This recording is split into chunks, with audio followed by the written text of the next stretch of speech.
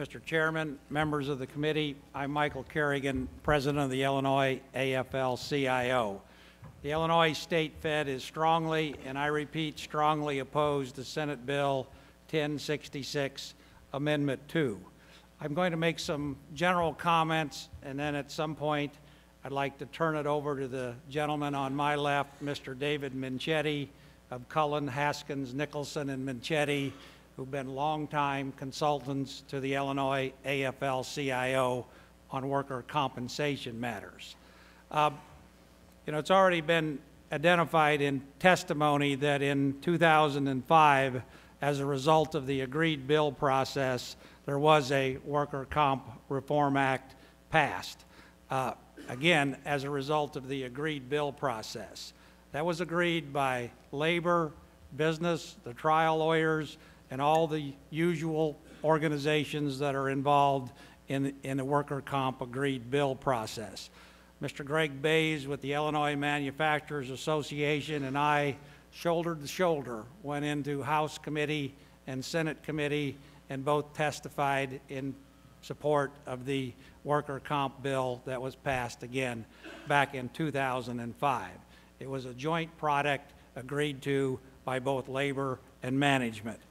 Since 2005, 2006, 2007, 2008, 2009, I have been into little or no meetings and discussions on worker comp. Yes, there's been a few stand-up meetings. Yes, there's been a few telephone calls, but nothing of any substance. Early in 2010, less than a year ago, when the legislative session was beginning, there were worker comp and unemployment bills being introduced into the legislative system. We felt, labor, that this was against the agreed bill process, and I'm going to take responsibility for inducing a meeting that the governor called, Governor Quinn's administration. It was attended by the different factions of business. The trial lawyers were there. Other organizations involved in the agreed bill process were there, and this took place in the Capitol early in 2010. We all agreed again that we wanted to do worker comp business by the agreed bill process. But after that, again, there were little or no meetings and no conversations.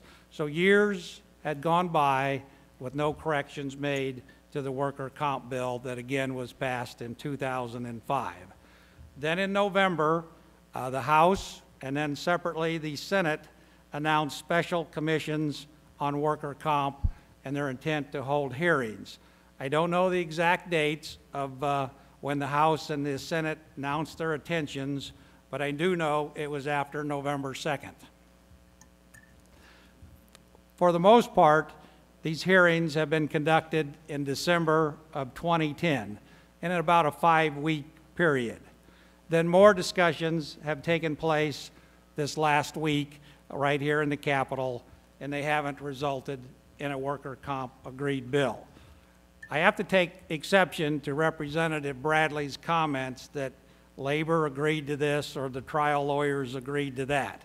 There were discussions, there were tentative agreements about, well, we could live with this section of the agreement or we could live with that section agreement, but they were all contingent upon a deal, a bill.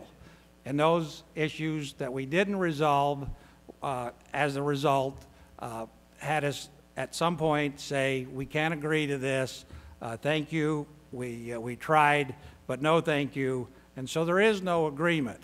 You don't partially sell a car or partially sell a home. You either sell it or you don't, and in this case, we did not agree. So we're here today on Sunday, January 9th, trying to quickly move a worker comp legislation bill with just 3 days left in this legislative session. But it doesn't matter if it's 50 years ago or 5 years ago or today. What labor wants is what labor has always wanted at any day or any month of the year. We want good benefits for injured workers. We want injured workers to have rights under the Act, and we want, and it's very important, access to good quality health care. You know, when you boil it all down and you reflect upon your life and your family, what is more important than your health?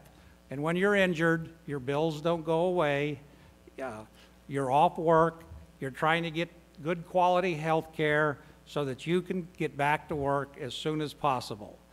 But we have not agreed to this bill, and we feel it falls woefully short.